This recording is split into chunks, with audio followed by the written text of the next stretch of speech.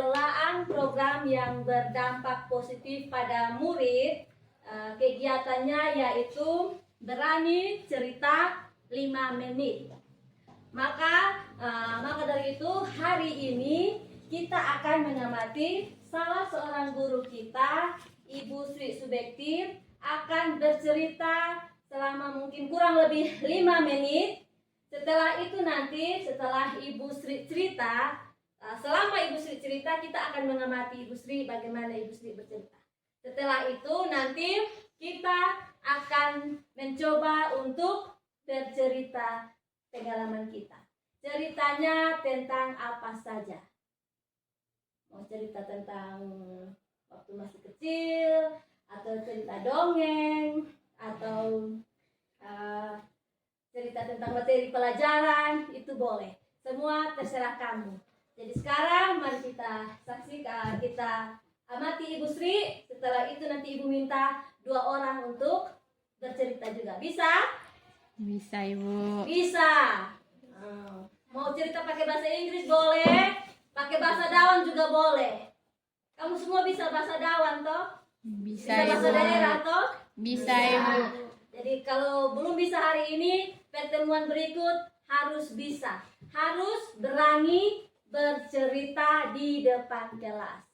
Kita harus berani untuk mengungkapkan ide-ide apa saja atau pengalaman-pengalaman apa saja yang bisa kita ceritakan. Baik, itu saja Ibu Sri. Kami persilahkan. Semua. Selamat siang, Ibu. Baik, hari ini Ibu akan bercerita tentang firman Tuhan. Pasti semua ini pernah dengar di sekolah minggu. Ini tentang firman Tuhan.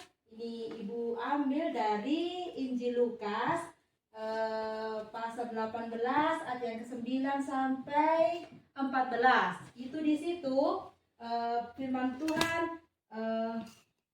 tentang perumpamaan orang Farisi dengan pemungut cukai. Siapa pernah dengar firman Tuhan yang ini kali ini Ibu mau bagikan? Pasti sekolah minggu pernah dengar, Nah, di sini Ibu bacakan kita. Di sini firman Tuhan ini tentang perumpamaan orang Farisi dengan pemungut cukai. Ibu bacakan sedikit. Dan kepada beberapa orang yang menganggap dirinya benar dan memandang rendah semua orang, Yesus mengatakan perumpamaan ini. Nah, ada 2 orang pergi ke bait Allah untuk berdoa. Yang seorang adalah orang Farisi. Nah, di situ ada cerita itu di perumpamaan yang Tuhan Yesus katakan itu ada 2. Yang satu orang Farisi, yang satu pemungut cukai. Nah, di ayat yang ke-11, orang Farisi itu berdiri dan berdoa dalam hatinya begini. Ya Allah, aku mengucap syukur kepadamu karena aku tidak sama seperti orang Farisi. Minta maaf, seperti semua orang lain. Bukan perampok, bukan orang lalim, pezina, dan juga pemungut cukai. Dan aku berpuasa 2 kali seminggu. Aku memberikan persepuluhan dari segala penghasilanku, tetapi pemungut cukai itu berdiri jauh-jauh. Bahkan ia tidak berani mengadakan ke langit, melainkan ia memukul diri dan berkata, ya Allah, kasihanilah aku, orang berdosa ini. Dan ayat yang ke-14, yang terakhir, aku berkata kepadamu, orang ini pulang ke rumahnya sebagai orang yang dibenarkan Allah dan orang lain itu tidak. Sebab barang siapa meninggikan diri, ia akan direndahkan, dan barang siapa merendahkan diri, ia akan ditinggikan. Nah, di sini di firman Tuhan, Ibu mau berbagi untuk kita semua dari judulnya saja tentang perumpamaan orang Farisi dan pemungut cukai. Nah, di ayat yang ke-9, dan kepada beberapa orang yang menganggap dirinya benar dan memandang rendah semua orang, Yesus mengatakan perumpamaan ini. Nah, di firman Tuhan yang Ibu bagikan ini, di sini nih, karena Tuhan Yesus melihat apa? Di situ tuh banyak orang yang dia suka menganggap rendah orang lain. Nah, di sini siapa yang kira-kira suka menganggap rendah orang lain? Yang menganggap rendah teman begitu.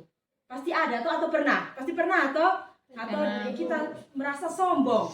Dia temannya, dia pintar ini. Bagaya mati. Belum tentu itu kan dia pintar, itu kan dia mencontek. Pernah begitu toh? Atau lihat teman, dia punya sepatu senbaik, sepatu selubang-lubang, bisa beli lah.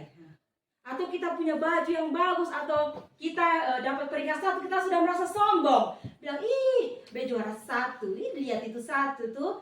dia nilai paling rendah, dia pernah dapat juara, itu berarti kita sombong, kita menganggap rendah orang lain.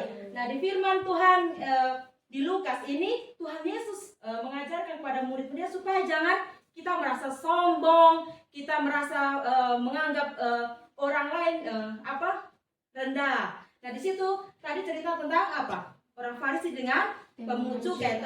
Nah, orang Farisi ini dia orang yang hebat, dia tahu kebenaran firman Tuhan. Nah, makanya dia merasa sombong. Nah, orang pemungut cukai ini dia orang yang rendah, dia suka mengut pajak itu. Jadi dia kan termasuk orang jahat toh. Tapi karena dia merasa dia rasa orang berdosa, jadi dia ketika berdoa dia bilang, aduh Tuhan, ini saya tidak layak, saya minta ampun. Dia merendahkan diri. Tapi ini Farisi ini dia merasa sombong, jadi dia meninggikan apa? Meninggikan diri toh. Nah, di ayat yang terakhir yang ke-14 bilang begini, aku berkata kepadamu, orang ini pulang ke rumahnya sebagai orang yang dibenarkan Allah, dan orang lain itu tidak. Nah, orang ini yang dimaksud itu yaitu pemungut cukai. Kenapa dia merasa dibenarkan? Karena dia menganggap dirinya itu berdosa, maka dia merendahkan diri. Tapi ini orang Farisi ini, dia karena dia merasa paling pintar, dia jadi apa tadi? Sombong toh. Nah, di firman Tuhan pada Lukas ini mengajarkan bagaimana kita jangan menjadi apa? Sombong. Jangan menjadi orang yang tinggi hati, menganggap orang lain rendah toh. Mentang-mentang kita paling pintar. Itu kan dia bisa apa-apa. Jangan begitu. Kalau kita tidak belajar berarti kita tidak akan pintar toh. Kita ranking 1 tapi habis itu sudah. Karena saya sudah juara 1 tidak akan belajar lagi. Nah, mungkin itu cerita yang Ibu bisa bagikan. Jadi dari firman Tuhan di Lukas ini mengajarkan untuk kita jangan apa? Sombong dengan apa? Orang lain. Sombong dan tidak menganggap orang lain rendah. Begitu saja cerita dari Ibu. Terima kasih banyak. Oke, baik, terima kasih. Tadi Ibu Sri cerita tentang apa? Hah? Tentang orang Farisi dan pemungut cukai. Kesimpulan dari cerita tadi apa kira-kira? Kita jangan Sombong. Contohnya seperti itu. Tadi Ibu Sri sudah bercerita. Nah, sekarang giliran kamu yang bercerita. Cerita tentang apa saja. Ibu kasih kesempatan. Kira-kira siapa yang mau bercerita? Mau pakai bahasa Indonesia boleh, pakai bahasa daerah boleh, mau pakai bahasa Inggris juga boleh. Cerita tentang kehidupan kita sehari-hari yang simpel-simpel. Misalnya dari rumah kita datang ke sekolah, kita bikin apa? Harus berani. Ini pertemuan pertama kita, harus berani. Ada yang berani? Saya, Ibu. Ya? Ada. Oke, silakan. Mari. Siapa? Elis Laspeto. Mari. Jadi nama Alice, tapi kalau ibu panggil Elis. Morning everybody, let me introduce myself. My name is Alice Laspeto. I live in OLE Camp. I am from Molo. I am grade 8. Now I want to tell you our activity in the class. Every day my friends and I are busy cleaning up the classroom before study. Tirsa is sweeping the floor. Simon is mopping the floor. Ingrid is cleaning the whiteboard. Aldian is putting the books into the shelf. And I am taking the rubbish to the rubbish bin outside. Okay? That's all. Thank you. Oke, baik, terima kasih buat 2 orang teman kita yang sudah berani bercerita di depan kelas. Kita kasih tepuk salut dulu. Bisa semua? Bisa. Oke, kita mulai. Tepuk salut. Salut, salut. Salut, salut. Salut. Ini baru pertemuan pertama, jadi baru 2 orang teman kita yang ini meskipun belum sempurna, tapi sudah berani mencoba. Bagaimana dengan kalian yang lain? Berani mencoba? Berani, Bu. Berani, harus berani. Jangan takut, jangan malu. Karena program ini kegiatan ini bertujuan untuk memupuk keberanian kalian, untuk memupuk jiwa kepemimpinan kalian. Nah, untuk bercerita di depan saja kalau kalian tidak bisa, bagaimana kalian bisa jadi pemimpin di masa depan?